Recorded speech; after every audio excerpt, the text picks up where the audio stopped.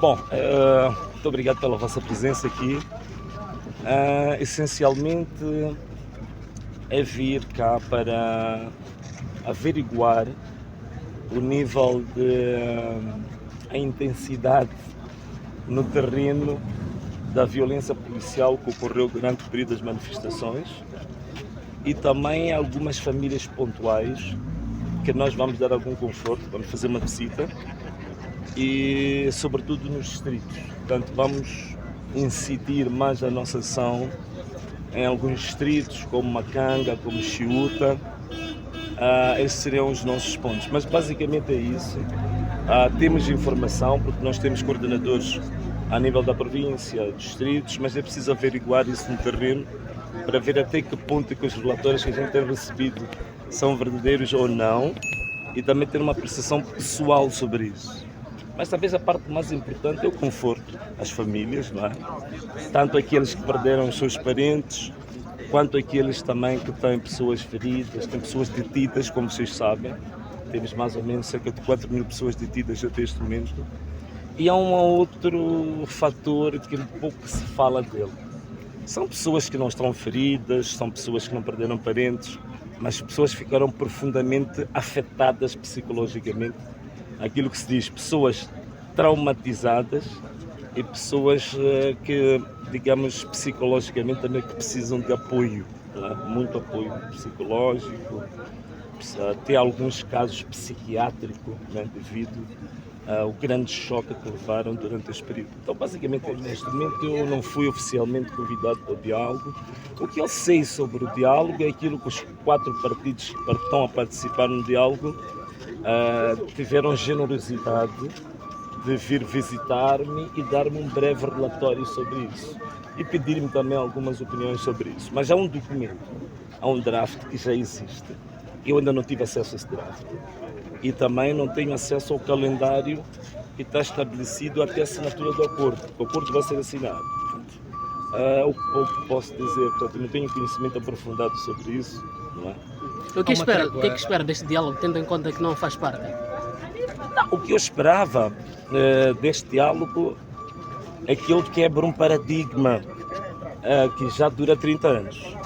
Portanto, o ciclo vicioso dos acordos pós-crises eleitorais, eles normalmente têm tido o paradigma de serem acordos que visam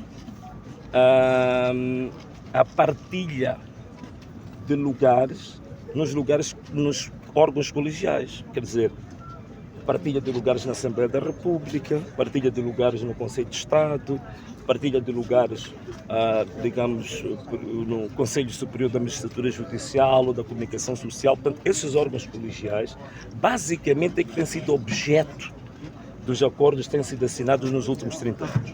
Em termos de reforma, nunca houve reforma, como tu sabes. O que existe é uma contínua revisão da lei eleitoral, mas que ela também visa o quê? Visa a composição do STAI e a composição da CNE. Significa que ao longo de 30 anos, todos os acordos em Moçambique eram acordos de políticos para políticos, acordos para a composição de órgãos colegiais. Então, ao longo de 30 anos, tu não encontras uma única linha destes acordos que tivesse abrangido medidas econômicas, medidas sociais, que tenham a ver com impactos diretos, visíveis e tangíveis na vida da população. Quer dizer que estes acordos ao longo de 30 anos, a população, o povo sempre olhou para estes acordos como acordos da elite política, acordos em que o povo sempre foi marginalizado. Então, a minha contribuição, isto eu disse aos 4 partidos, isto é a parte da carta que eu enviei ao Presidente da República, isto é parte das 30 medidas que vêm no decreto, é exatamente acrescentar a uma nova componente e quebrar o paradigma. São algumas medidas de curto prazo, por exemplo, que têm a ver com segurança, não é? Aquelas de parar, por exemplo, com toda a violência imediatamente e incondicionalmente. Raptos, sequestros, tudo o que está a acontecer agora, com as valas comuns por aí fora. Libertação imediata e incondicional dos presos, que tem a ver com as manifestações. assistência médica medicamentosa para todas as pessoas que foram feridas de forma permanente, né? As pessoas estão permanentemente, digamos, deficientes, ou aqueles de forma transitória. Portanto, essas são as medidas de curto prazo que têm a ver com a segurança e com o conforto das famílias. Depois temos medidas de médio prazo, que podem ser vistas ao longo de 5 anos.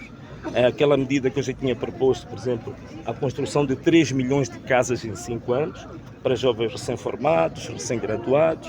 A outra tem a ver com a revitalização econômica dos médios e pequenos empresários que sofreram durante esse período. Portanto, uma linha de financiamento até 500 milhões de dólares para revitalizar esses negócios é a única forma de você ter a economia a crescer, senão de contrário a estagnação. E para o outro, uma linha de até 600 milhões de dólares que é para startups, quer dizer, para projetos de raiz de mulheres e de jovens. Então, este é o pacote, vou falar de algumas medidas, não são todas, que eu penso que é uma oportunidade nobre que Moçambique tem de quebrar este paradigma desses acordos serem vistos como acordos da elite, em que o povo se sente sempre marginalizado, esquecido. Se este acordo contemplar esta medida e haver um compromisso sério, o que seria um compromisso sério? Seria assinar o acordo, mas também dar estatuto legislativo ao acordo.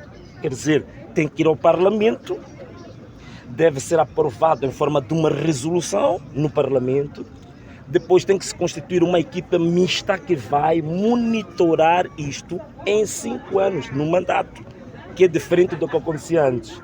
As equipes mistas, elas funcionavam por um período menos de 1 ano e depois retiravam-se. Então temos que ter uma equipe mista que durante 5 anos monitore isso. E como é que vai monitorar? Simples.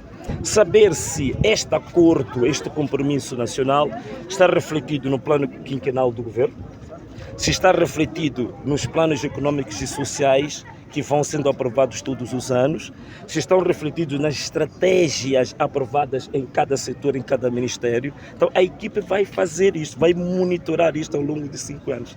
Se isto for feito desta forma, para mim é um passo gigantesco para dizermos que Moçambique está a caminhar rumo a uma paz e a coisa mais difícil, a reconciliação nacional.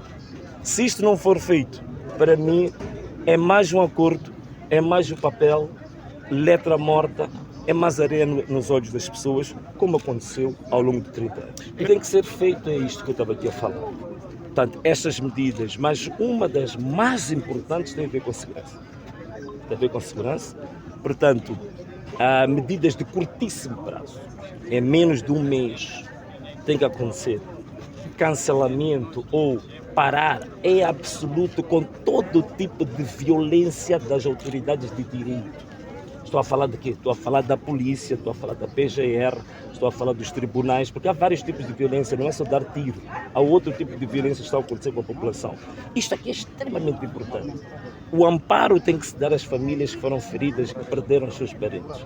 E também os cerca de 5.000 pessoas estão detidas há mais de 3 meses, muitos deles sem processo, em condições desumanas nas cadeias, alguns deles com problemas de saúde, sem advogados. E uma das coisas que está a acontecer, há uma sobrecarga do sistema de justiça. É por isso que uma das coisas que a cadeia,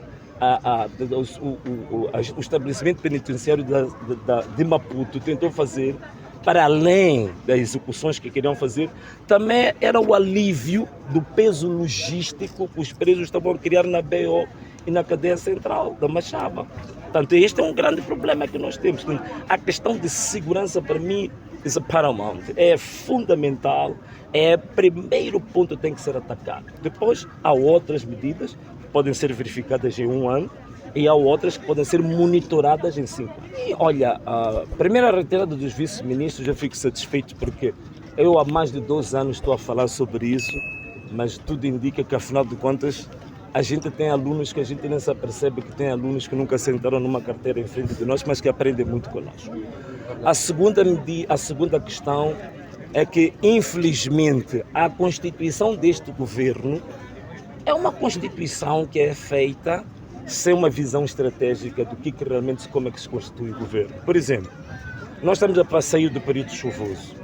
significa que tu tens os leitos dos rios a transportar, tu tens represas, tens diques que estão a arrebentar, tens muitas lagoas, poças, tens cursos de água elevados. Significa que uma das medidas urgentíssimas e um dos primeiros ministérios devia ter sido indicado ao Ministério das Obras Públicas ou qualquer outro nome equivalente. Portanto, houve um atraso nisso e foi indicado um ministro que não tem formação na área de engenharia. Portanto, nota-se claramente a falta de visão estratégica. Aquilo que eu disse, está-se a constituir um governo como, por exemplo, a gente brincava às escondidas lá em casa, né? Os nossos irmãos escondiam num quarto ou na cozinha, a gente ia tentando apanhar se está na cozinha, se está num quarto. Portanto, é uma tentativa, não é? Portanto, vai se constituindo o governo e depois diz, há de se ver lá à frente. É mais ou menos isto, ou aquela brincadeira, não sei se aqui também se chama assim, a gente lá pode dizer, vamos brincar zoto. Então, é um governo que está constituído como um jogo de zoto. Então, outra questão importantíssima também é a demora na indicação do ministro da Educação. O ano letivo vai começar, temos um precedente de muitos problemas na educação, que vocês conhecem, vocês já reportaram isso, os erros no livro escolar, desvio de fundos na área da educação, muitos problemas de corrupção na educação, problemas muito sérios com o nosso sistema de ensino, que toda a gente é unânime a dizer que é péssima qualidade, mas também toda a gente é unânime a dizer que é a base fundamental de todo o desenvolvimento do país, também não é indicada a tempo e como prioritário. E tudo o resto que nós notamos, se você for a pegar o manifesto do Partido Frelimo, se você for a ver os vídeos da campanha, se você for a pegar o discurso da tomada de posse do presidente Mata Reza, você nota que há uma disfuncionalidade nas coisas. Não há uma correspondência entre o manifesto, o que foi dito na campanha, o discurso inaugural e as medidas tomadas para a constituição do governo. Portanto, são disfuncionais, não encontras uma ligação lógica e consequente destes três elementos que eu estou aqui a falar. Logo, é uma composição do governo ocasional. Logo, a pessoa que está a constituir o governo, ele nunca teve ideia clara do como é que funciona o Estado. Quais são as prioridades do Estado? Esta visão é individual. Esta visão não pode ser alienada aos assessores. Então significa que ele nunca teve uma visão própria de quais são as prioridades de governação do país. Então fica refém de clamores. Quando o partido reclama que tem que se colocar o ministro da Economia, Basílio Moad, porque tem histórico, tem um pai que foi combatente, foi não sei o que, ele não é. Mas não analisa, por exemplo, que o Basílio Moad é o mais incompetente deste governo. Basílio Moad, você olha, nunca geriu absolutamente nada. O que eu sei dele é que ele foi funcionário, acho que de uma das holdings do Partido Frelimo, acho que é a Moçambique Holdings ou qualquer coisa assim parecida. Nunca geriu nada, nunca geriu nenhum projeto privado, nunca geriu nenhuma empresa, nunca geriu uma barraca. A única coisa foi gerir a OJM. Os comentários, as análises de economia que ele fazia na televisão era uma desgraça, uma tragédia completa. Um dos desafios que eu coloco agora à classe jornalística: procurem saber quais são as concessionárias dos vários troços que nós temos das nossas portagens. Só na N6, você tem para aí por volta de 5 ou 6 portagens. Procura saber até que ponto é que é legal ou não legal ter 6 portagens dentro do troço que nós temos da N6. Quais são as concessionárias beneficiárias diretas desses valores? Quais são os dividendos que entraram no Tesouro Público a partir das portagens? Quando fizerem esse estudo, vocês vão ficar escandalizados. Vão ver que 95% das portagens, primeiro, não canalizam impostos e dividendos para o Estado.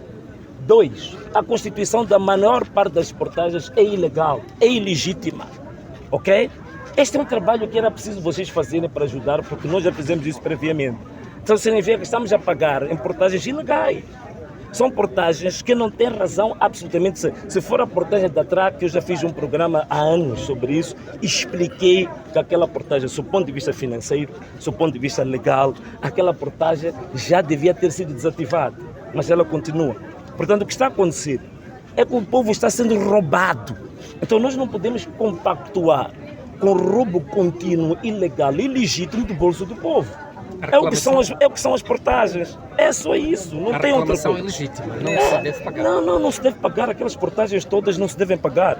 Até que se explique com detalhe essas perguntas que eu coloquei aqui. Quais são os dividendos reais que entram nos cofres do Estado? Quais são os investimentos públicos que foram feitos com o dinheiro recolhido nas portagens do bolso do povo? Isto que trago esses dados de forma clara para o povo compreender até que ponto é que é justo ou não é justo. Eles nunca vão fazer isso, sabem por quê? Eles próprios têm consciência de que as portagens são ilegais. E têm consciência de que não se canaliza os impostos para o Estado.